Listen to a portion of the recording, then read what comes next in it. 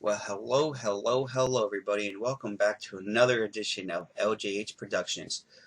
And today I'm going to be giving my review on Mighty Morphin Power Rangers Once and Always. Now, this answers a lot of questions in the Mighty Morphin Power Ranger universe, especially if you're a true fan. We had a few people that could not make appearances due to commitment issues or just, you know, personal reasons maybe. Like, for example, Austin St. John, the original Red Ranger, could not, excuse me guys, be here in this special. Amy Jones Johnson could not be in the special. The late, great Trini, obviously for obvious reasons, and, Jason David Frank, which is very well missed as well, who both of those people, both of them are watching from up above. But it does bring in Rocky, Zach, Catherine, Aisha, Adam, and how they did it was, and it brings back Rita, but in a robo form, and they also bring back Billy, and they have a new Alpha 6. So basically, it starts off with the Rangers fighting, and Kimberly, Tommy, Jason, and Trini are all mentioned, and they've been Rangers the whole time, but they don't actually show them. They just have people in Ranger costumes being them. And basically, it starts off with this Robo Rita, and it has Robo Rita killed Trini, if that makes sense. For obvious reasons, of course.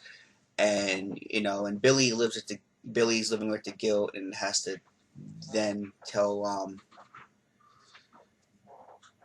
Trini's daughter what happened, and it ends up being like a whole mess, and Zach and Billy basically end up taking care of her and being his teenage girl's caregiver.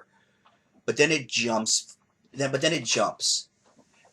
and so it jumps back for a second to show how Rita came back as Robo Rita, and basically what it was Billy and Alpha 6 trying to locate Zordon, who had sacrificed himself in one of the other Power Ranger series, but Billy was determined to try to find him, and he ends up bringing Rita back through this morphing grid system that he's doing, and creating all this to start happening. And as we go through it, we then see Zach raising Trini's daughter, and Trini's daughter saying, I want to get even, Rita killed my mom, why won't you let me? And it turns into like a whole thing. And so, in order to keep in line, Billy ends up contacting Rocky, Adam, Aisha.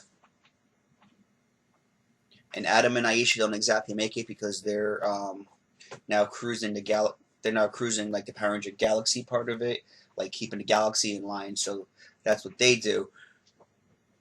And so what winds up happening is, Catherine, Rocky, Zach, Billy agree to try to stop this Robo Rita, and she has these new monsters that can track them every time they morph, and so anytime a Ranger around the world morphs, she's capturing them to create a timeline to inform her former self on how to kill the Rangers before they even become Rangers. Trying to stop everything from happening. And so it ends up going, they end up fighting the putties a couple times and these monsters, and then they discover, how to stop them from. They need to create this big magnet, and they trap these monsters that can track them when they morph, so they can't move, and then they morph and they try to go after everything and all the putties and everything. That try to figure things out, and then finally, they tell Trini's daughter, if you're gonna do this, you can't make it about revenge. We know you want to honor your mom, but in order to be a ranger, it's got to be because you want to, not because you're looking for revenge. The powers will never work. So she finally realizes that, and she teams up the team, and so then it ends up being Billy, Zach, Rocky, Kim. I'm sorry, not Kim, Catherine, and Trini's daughter, and they end up, going to try to stop Rita from this timeline from happening. And then there's a couple little Easter eggs in there, like you see Rangers from like other past and present, in like this. I don't know what to describe it, like a shelf thing, and they're like little figurines, and each one she captured, each Ranger turns these little figurines, so that way she can open up the timeline, and to try to stop the Rangers from ever being Rangers. So the story is very interesting. I like how they went with it. It's just, it could have been longer, I feel like. It was only about 55 minutes. But I understand where they were going with it. I also like the fact that they did a lot of like little Easter eggs in there, like how they mentioned